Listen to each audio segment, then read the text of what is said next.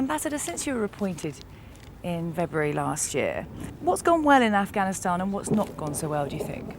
Well, I think when I look back over the last year and a half, I see three things which I think have gone really well. The first of those is that we've really gone quite a long way towards handing over responsibility for the security of Afghanistan to the Afghan security forces, the so-called transition process. And now we're in a position where 3/4 of Afghans are living in areas where it's actually the Afghan army and the Afghan police who have the lead for security, not ISAF. Secondly, the training of the ANSF, of the Afghan security forces, has gone really well, and the army and the police are now increasingly capable units that are leading the fight now against the insurgency. And this summer in particular, we've seen the Afghan army really getting into the fight, really managing to get a grip of the insurgency in the areas where they're leading security. And that's a big improvement. The capability and the confidence of the Afghan army and police and their equipment has improved immeasurably over the last 18 months. What do you think have been the disappointments, areas that could have improved a lot more than you? Well, I think what I would have liked to have seen is I would have liked to have seen more progress against corruption, and I would have liked to have seen more progress on good governance. And those are areas where President Karzai has recently issued a decree charging his ministers with a whole range of different tasks which they need to fulfill to make an improvement in both of those very important areas. And of course the support which the international community has promised to Afghanistan is support which is explicitly dependent on the Afghan government's progress in these critical areas. So that's still room for improvement. One trend that we have seen this year is the increase obviously in insider attacks. I don't think anymore that you could call these attacks isolated. How do you think that they've impacted on the mission here? Well, they are a grave concern, of course, and every soldier that we lose as a result of one of these attacks by Afghan security forces is a tragedy in itself. And also, of course, it does make it more difficult for those of our forces who are engaged with our Afghan partners day by day. I think, though, that the effect on our troops has been pretty contained. They do continue, of course, to work alongside their Afghan colleagues as they have to do, day by day, and in most places that process is still going on as it had before.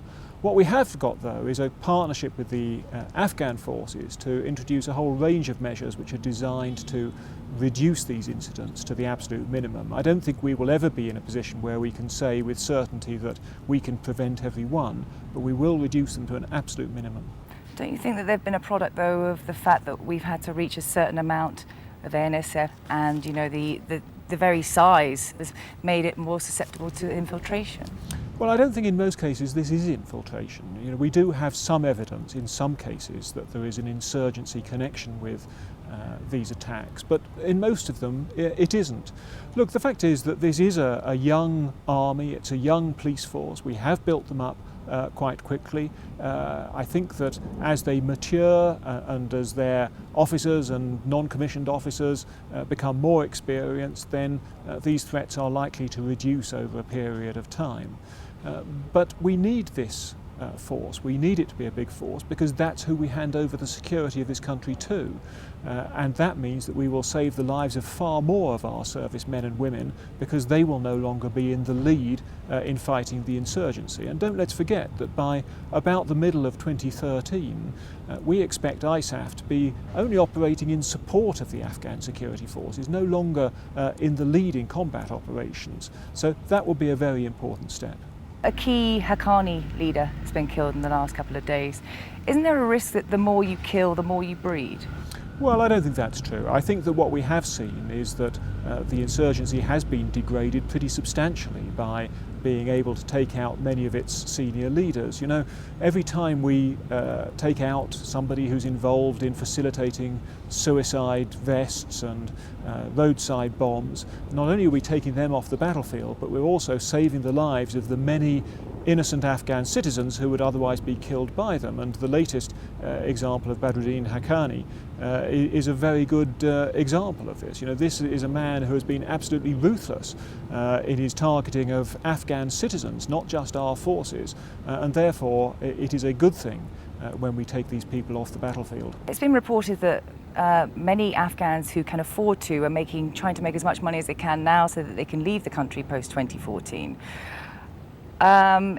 You could imply then that they have got no faith in the mission here. Why should they? Well, I think the thing is that this is a country which has gone through 30 years of warfare, and therefore it's almost inevitable that when Afghans see a big change coming, they ask themselves, is this going to be a change for the better, or is this going to be a change for the worse?